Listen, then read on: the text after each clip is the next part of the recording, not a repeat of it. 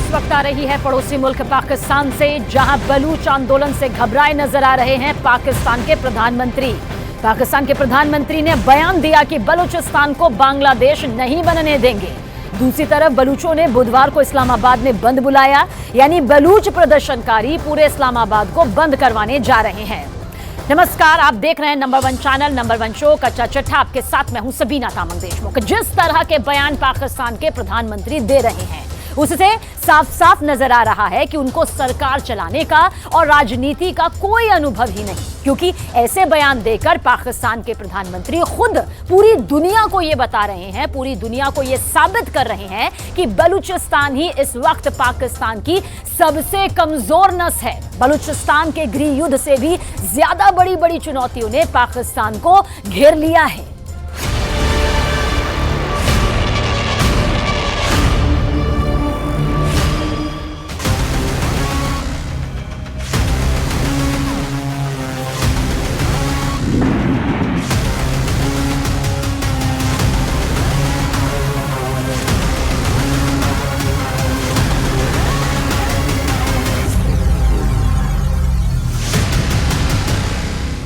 पाकिस्तान के प्रधानमंत्री को बहुत डर लग रहा है।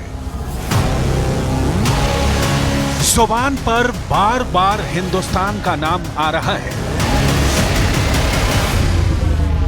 भारत की खुफिया एजेंसी रॉ का नाम आ रहा है। पाकिस्तान ये सारा ड्रामा दुनिया का ध्यान भटकाने के लिए कर रहा है। भारत सरकार ने अब आतंकवाद के मसले पर एक कदम आगे बढ़कर एक्शन शुरू कर दिया है। यही वजह है कि मुसीबतों से बचने के लिए पाकिस्तान ने अपने परमाणु ठिकानों की लिस्ट भारत को सौंप दी है। आखिर क्यों पाकिस्तान ने अपने परमाणु अड्डों की जानकारी भारत के साथ साझा की है, आपको आगे बताएंगे। क्या वजह है कि पाकिस्तान के प्रधानमंत्री कांकड़ के होश उड़ गए हैं और वो बार बार हिंदुस्तान के नाम की माला जप रहे हैं? आखिर कहां हैं पाकिस्तान के परमाणु ठिकाने? और क्या वाकई पाकिस्तान कोई परमाणु गेम खेल रहा है? इन सारे सवालों का जवाब हम आपको देने वाले हैं। दरअसल अब भारत की विदेश मंत्री एस जयशंकर ने पाकिस्तान पर बहुत करारा हमला किया है। इस हमले ने पाकिस्तान को डरा दिया है और बेचैन कर दिया है।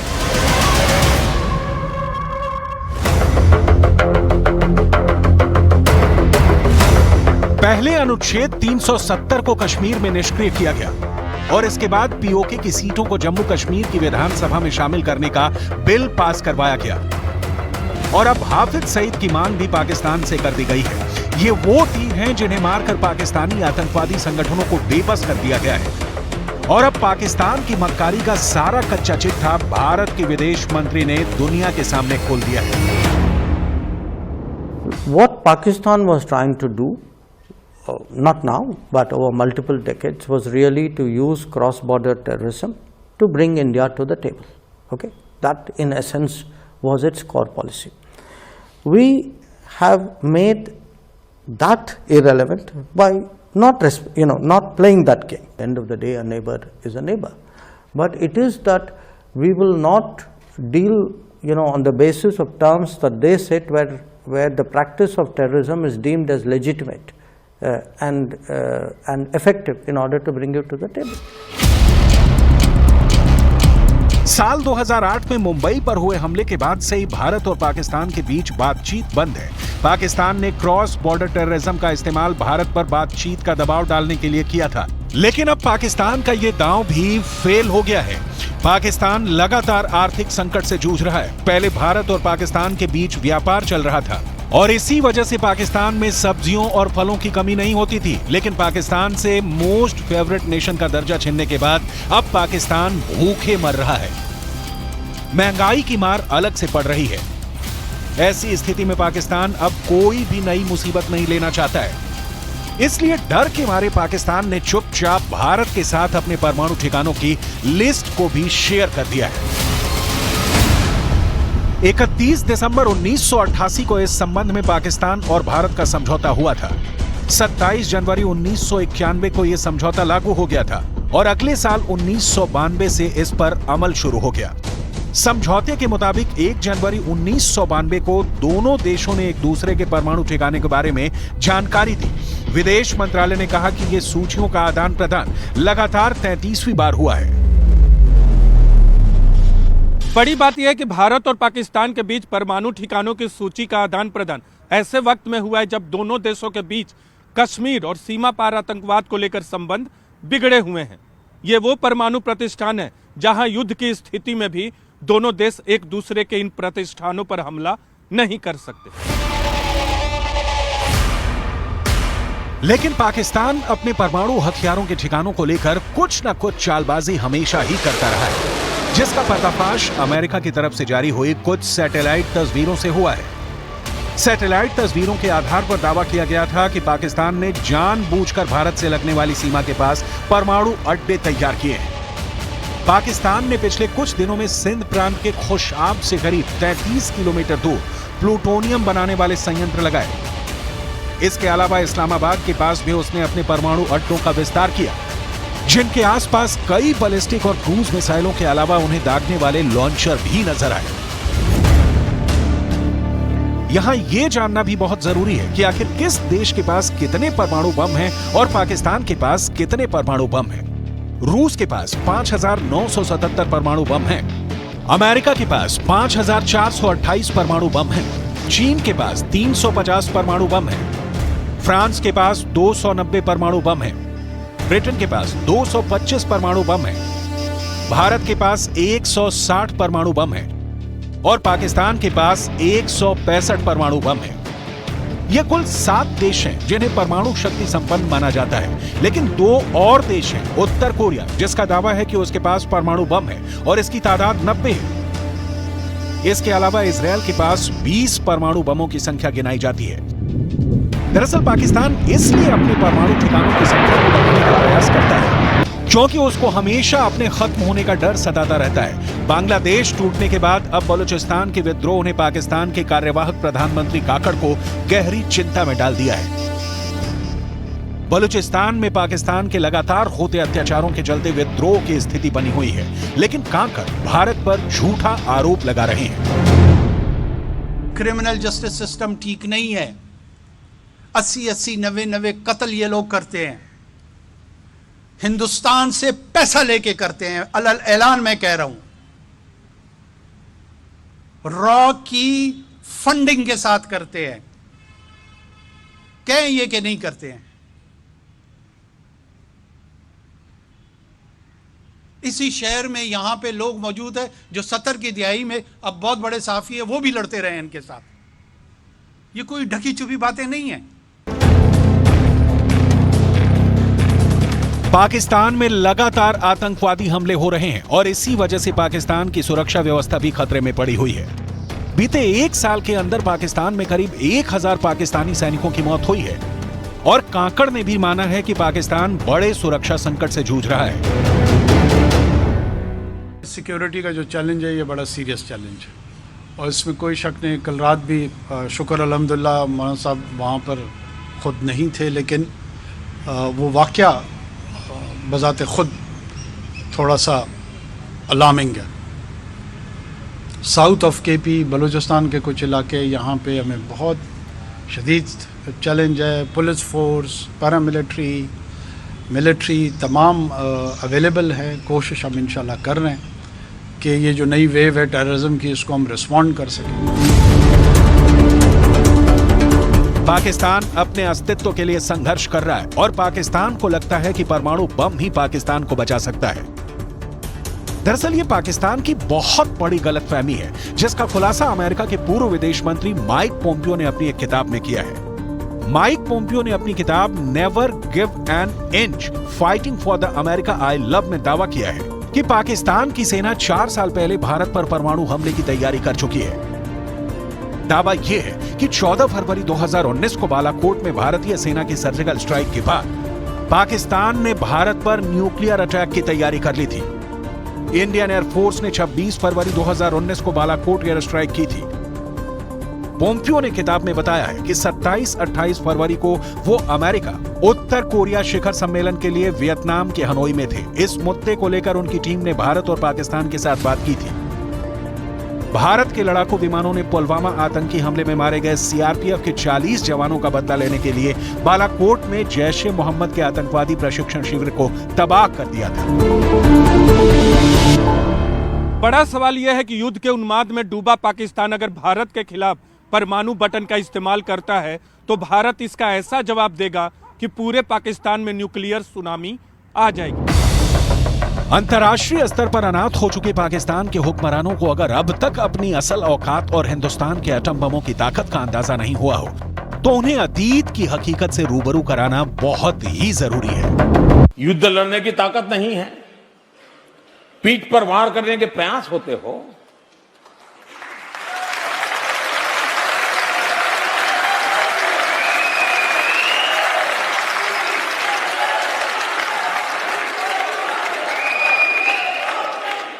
तो ये मोदी है, उसी भाषा में जवाब देना जानता है।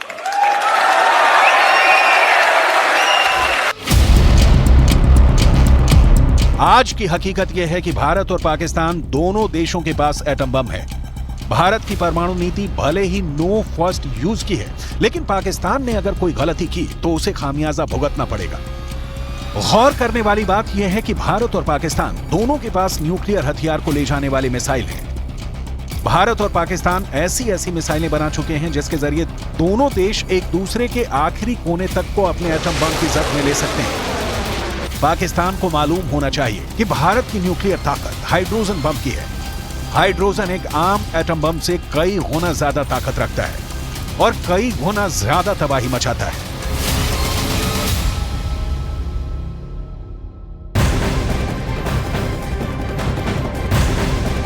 गाजा पर इजरायल के हमलों में और भी तेजी यहां पर आ रही है। पिछले 24 घंटे में हुए हमलों में 200 लोगों की मौत तक हो गई।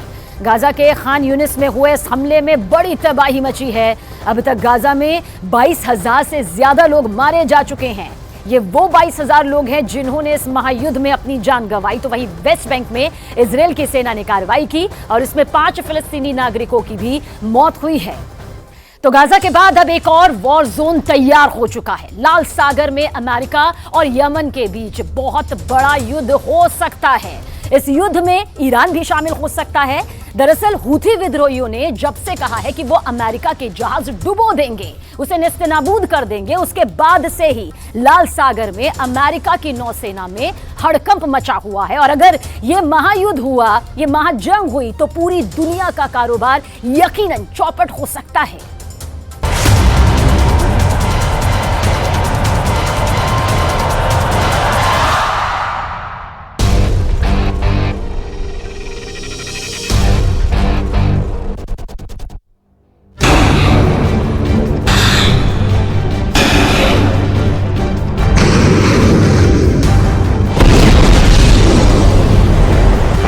अमेरिका को डर है कि लाल सागर में उसके जहाज डुबो दिए जाएंगे।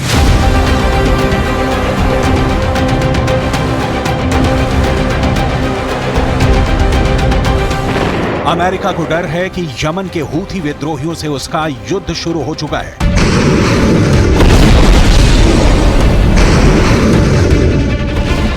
अमेरिका को डर है कि अगर हूथी ने एंटी शिप मिसाइल मारी तो उसका कैरियर डूब जाएगा।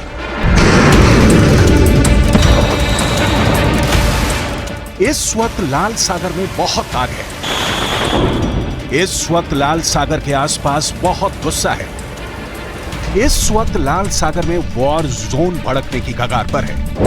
48 घंटों के अंदर लाल सागर, यमन और इजरायल के बीच इतनी चिंगारी नजर आ रही है कि पूरा पश्चिम एशिया गाजा के बाद दूसरे युद्ध में डूब सकता है।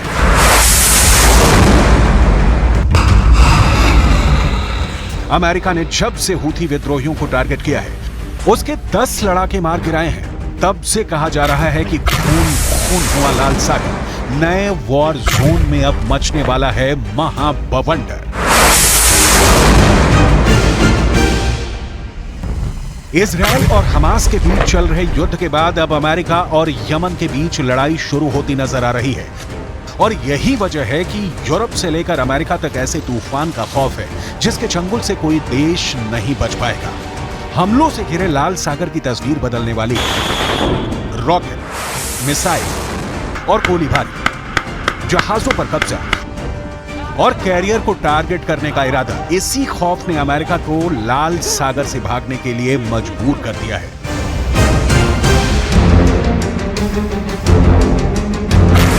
अमेरिका ने लाल सागर से अपने एयरक्राफ्ट कैरियर जेराल्ड फोर्ड को वापस बुलाने का फैसला लिया है। इसके पीछे बस एक डर है कि कहीं यमन के हूथी विद्रोही इस कैरियर को एंटी शिप से ना डुबो दें। लाल सागर में जंग के हालात देखकर कार्गो जहाज चलाने वाली कंपनियों में दहशत है, क्योंकि यमन के हूथी विद्रोहियों ने इजरायल के जहाजों को टारगेट करने का ऐलान कर दिया है और वो ऐसा कर भी रहे हैं। जब अमेरिका से हुई टक्कर के बाद हूथी विद्रोहियों ने कह दिया कि अमेरिका से बहुत खतरनाक बदला लिया जाएगा। अमेरिका और हूथी विद्रोहियों की टक्कर की वजह वो हमला है जिसमें हूथी के 10 लड़ाके मारे गए। हूथी विद्रोहियों ने इजरायल से जुड़े एक जहाज को टारगेट करने की कोशिश की, तब उसको बचाने के लिए अमेरिका ने अपने वॉरशिप इलाके में भेजे। इसके बाद जब हूथी विद्रोहियों ने गोलीबारी शुरू की तो अमेरिका ने अपने अटैक हेलीकॉप्टर से उनको निशाना बनाया। अमेरिका के इस जवाबी कार्रवाई में कई हूथी विद्रोही मारे गए और उनकी 3 नाव भी डूब गई। इस पर बौखलाए हूथी विद्रोहियों ने अमेरिका को धमकी दी। تضامنا وإسنادا للشعب الفلسطيني أقدمت قوات العدو الأمريكي على الاعتداء على 3 زوارق تابعة للقوات البحرية اليمنية، ما أدى إلى استشهاد وفقدان 10 أفراد من منتسبي القوات البحرية। अमेरिका ने एक वीडियो भी जारी किया है जिसमें अमेरिका की नौसेना लगातार लाल सेना में मिसाइलों की बरसात करती नजर आ रही है। واضحا ومعلنا للدول التي تفصل جغرافيا بيننا وبين فلسطين المحتلة لتفتح منافذ مرور وعبور برية ليتحرك مئات الآلاف من أبناء شعبنا للجهاد في فلسطين. هذا هو جهاد مقدس وعمل عظيم وموقف حق.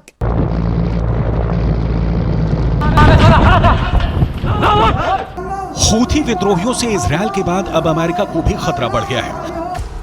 कुछ दिन पहले सामने आए एक वीडियो में हूथी विद्रोहियों ने दिखाया था कि वो कैसे इजरायल से जुड़े जहाजों को टारगेट कर रहे हैं, उन पर कब्जा कर रहे हैं। इस हेलीकॉप्टर के पिछले रैंप वाले दरवाजे पर 2 झंडे लगे हैं। एक है यमन का झंडा और उसके नीचे है फिलिस्तीन का फ्लैग। ये लाल सागर है, दुनिया इसे रेड सी के नाम से जानती है। देखिए रेड सी में क्या हुआ। हेलीकॉप्टर किसी तरह जहाज की रफ्तार से रफ्तार मिलाकर आगे बढ़ता है और इस शिप पर उस जगह पहुंचता है जहां ये जहाज पर उतर जाए। लेकिन अचानक इस हेलीकॉप्टर से कमांडो निकलने शुरू हो जाते हैं। जहाज पर हमला होता है और ये कमांडो जहाज पर कब्जा करना शुरू कर देते हैं। AK-47 और बाकी हथियारों से लैस ये कमांडो जहाज पर आगे बढ़ते हैं। हेलीकॉप्टर फौरन जहाज से उड़ जाता है। क्या हो रहा है किसी को नहीं मालूम। ये कमांडो जल्दी से जहाज के ब्रिज की तरफ बढ़ते हैं। ब्रिज यानी वो जगह जहां से पानी के जहाज को कंट्रोल किया जाता है। शिप के स्टाफ की तरफ राइफल ताने ये सभी हमलावर जहाज के ब्रिज में दाखिल होते हैं और फिर क्रू मेंबर हैंड्स अप करके हमलावरों के इस टीम के आगे सरेंडर कर देते हैं। शिप के ब्रिज पर कंट्रोल करने के बाद इन हमलावरों का कब्जा बाकी जहाज पर होने लगता है।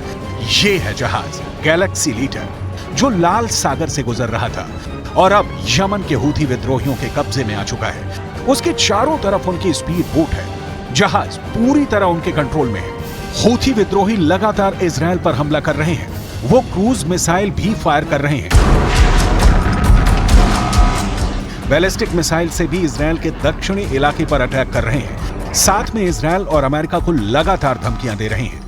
हूथी विद्रोहियों के टारगेट 2 हैं। पहला है इजरायल और दूसरा है अमेरिका। हूथी विद्रोहियों ने इजरायल के शिप को टारगेट करना शुरू कर दिया है। वो अमेरिका को भी अपना दुश्मन नंबर 2 मानता है। अमेरिका भी इस खतरे को समझ गया है, लेकिन अब तक उसने सिर्फ प्रेस कॉन्फ्रेंस में कार्रवाई की बात की है।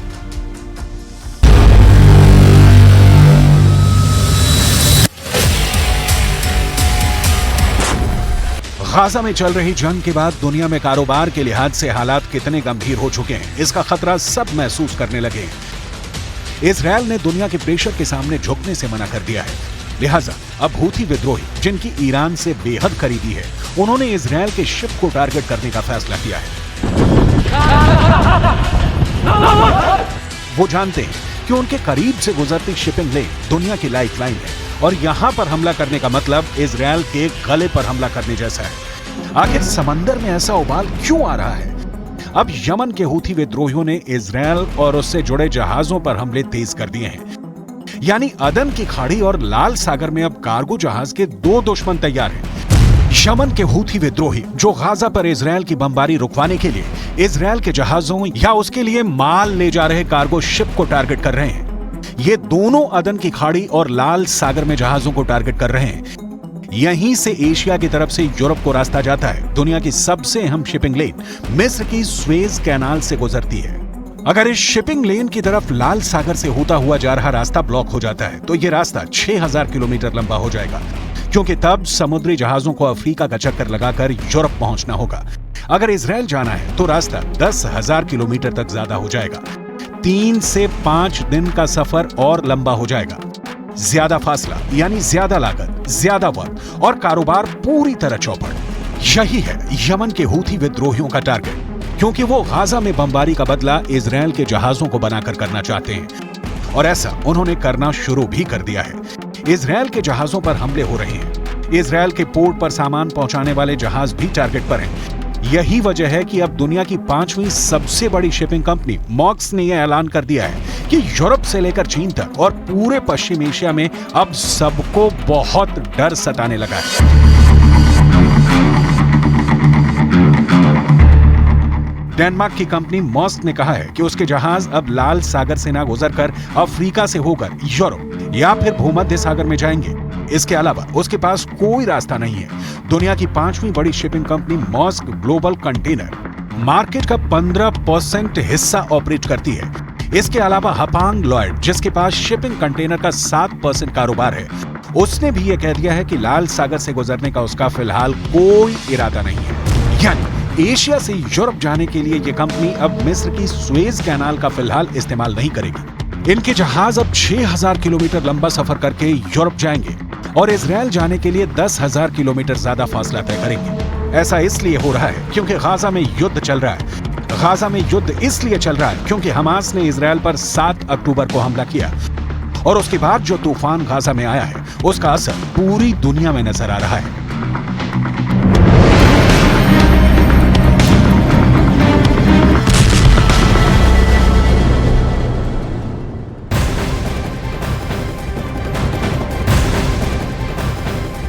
बड़ी खबर दक्षिण कोरिया से। दक्षिण कोरिया के विपक्षी नेता ली जे म्यूंग पर बुसान शहर में जानलेवा हमला हुआ। ली जे म्यूंग पर एक अनजान शख्स ने चाकू से यह हमला कर दिया। हमलावर ने उनकी गर्दन पर चाकू से वार किया। हमले के बाद ली जे म्यूंग की हालत गंभीर है और इस बीच पुलिस ने हमला करने वाले को धर दबोचा, उसे गिरफ्तार कर लिया गया। पुलिस ने यह साफ नहीं किया कि हमला करने वाले आरोपी ने किस मकसद के तहत ली जे म्यूंग को अपना निशाना बनाया और इस तरह से उनकी गर्दन पर वार कर दिया। न्यूज एजेंसी रॉयटर्स के मुताबिक हमला करने वाले शख्स की उम्र 50 से 60 साल के बीच है। एक हमला अब उत्तर कोरिया के होने का डर सता रहा है। दक्षिण कोरिया के डिफेंस मिनिस्टर ने ऐसी बात कह दी कि उत्तर कोरिया के लीडर किम जोंग उन के मर्डर की आशंका जताई जा रही है। ऐसे में सवाल यह है कि अमेरिका और जापान के दुश्मन नंबर 1 का किला आखिर क्या ढहने वाला है।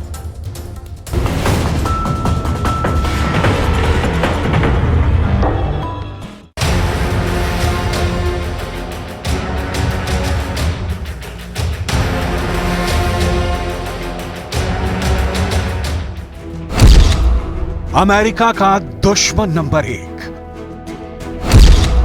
जापान का दुश्मन नंबर 1, दक्षिण कोरिया का दुश्मन नंबर 1 और अब इस दुश्मन नंबर 1 के खिलाफ शुरू हो चुका है सबसे बड़ा ऑपरेशन। किम जोंग उन को टक्कर देने के लिए उनके तमाम दुश्मन एक साथ आ गए हैं।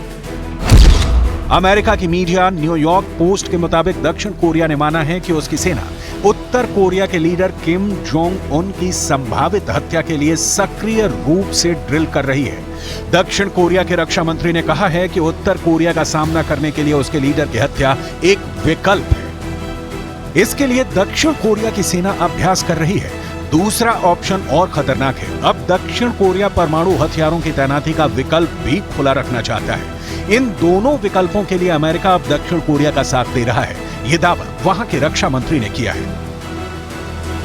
इसमें कोई शक नहीं कि किम जोंग उन की तरफ से अमेरिका, जापान और दक्षिण कोरिया को लगातार धमकियां मिलती रहती हैं। ये धमकी कभी सेना की परेड दिखाकर, कभी मिसाइल के साथ फोटो खिंचाकर, तो कभी मिसाइल को लॉन्च करके दी जाती है।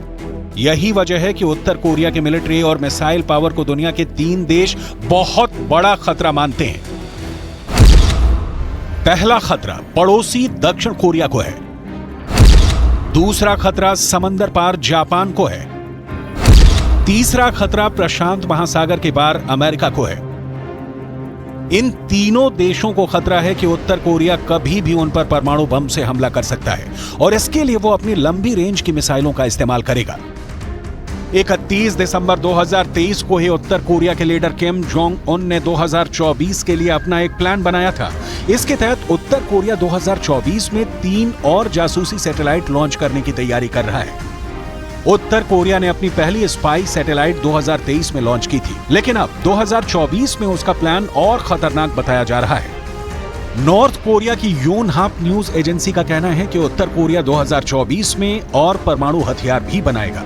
बस यही खबर थी जिसके बाद दक्षिण कोरिया के रक्षा मंत्री ने हत्या वाला बयान जारी कर दिया।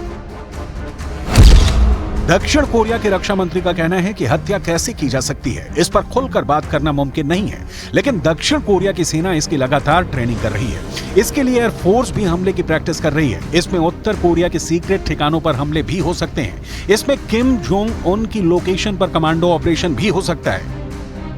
उत्तर कोरिया ने जब से दुनिया के सामने अपना परमाणु हथियार दिखाया है, तब से दक्षिण कोरिया, जापान और अमेरिका में बहुत ज्यादा दहशत है। वो किम जोंग उन पर अब यकीन करने को तैयार नहीं है और उत्तर कोरिया से आने वाले खतरे को खत्म करने के लिए वो किसी भी हद तक जा सकते हैं, क्योंकि अब डर परमाणु हमले का बढ़ता जा रहा है।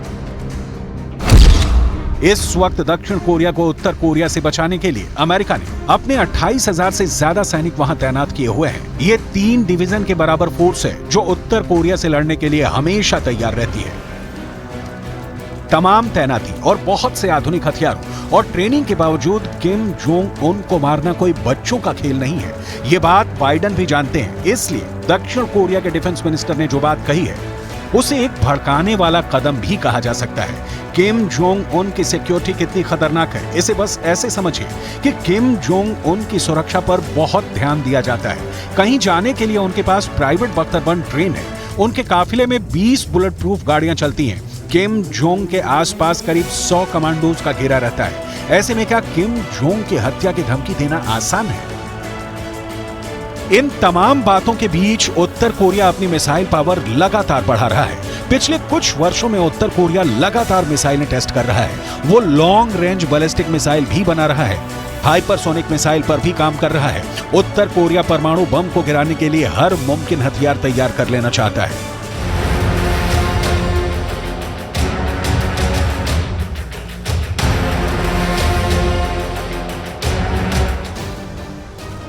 दक्षिण कोरिया के साथ अमेरिका ऐसे क्यों डटा हुआ है? दरअसल न्यूक्लियर एक्सपर्ट्स का मानना है कि उत्तर कोरिया के हथियार बेशक छोटे हैं, फिर भी इन्हें इंटरकॉन्टिनेंटल बैलिस्टिक मिसाइलों पर लगाकर अमेरिका, जापान और दक्षिण कोरिया में तबाही मचाई जा सकती है। यही वजह है कि किम जोंग उन से निपटने के लिए अमेरिका, दक्षिण कोरिया और जापान एक साथ आ गए हैं। उत्तर कोरिया में अपनी पार्टी की सेंट्रल मिलिट्री कमीशन की बैठक के दौरान किम जोंग उन का रुतबा देखिए। अकेले, आगे आगे और पीछे झुंड में आ रहे उत्तर कोरिया के बड़े बड़े लेकिन मामूली हैसियत वाले मिलिट्री जनरल।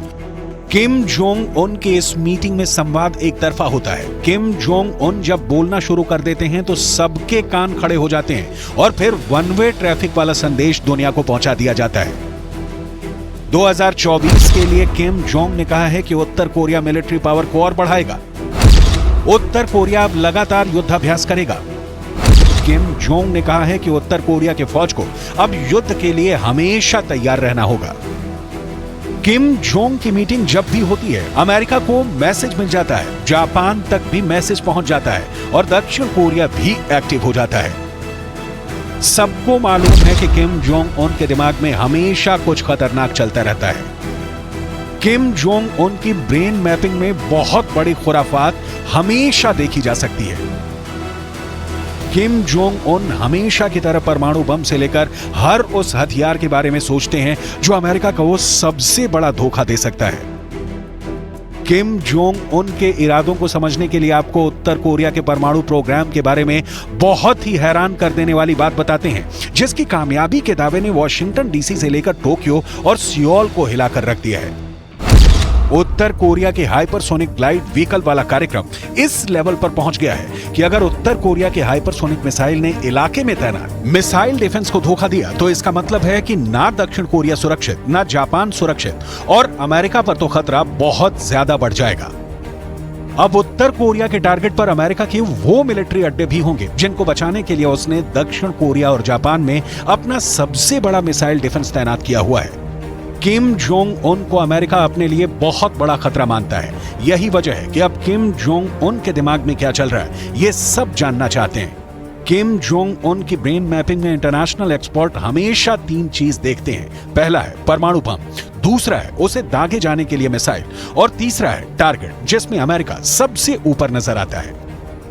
उत्तर कोरिया के नए हथियार जिसमें हाइपरसोनिक वेपन भी शामिल है, उसने अमेरिका से ज्यादा दक्षिण कोरिया और जापान को मुश्किल में डाल दिया है। अब तक वो उत्तर कोरिया की मिसाइलों के टारगेट पर रहे हैं। हालात अब ऐसे हैं कि अमेरिका के थर्ड मिसाइल डिफेंस सिस्टम जैसे हथियारों को भी उत्तर कोरिया धोखा देने की ताकत रखता है। किम जोंग उन पर बहुत दबाव रहा है कि वो किसी भी तरह अमेरिका के चक्रव्यूह को तोड़ें और अब उनके नए हथियार सीधे सीधे अमेरिका को चैलेंज कर रहे हैं।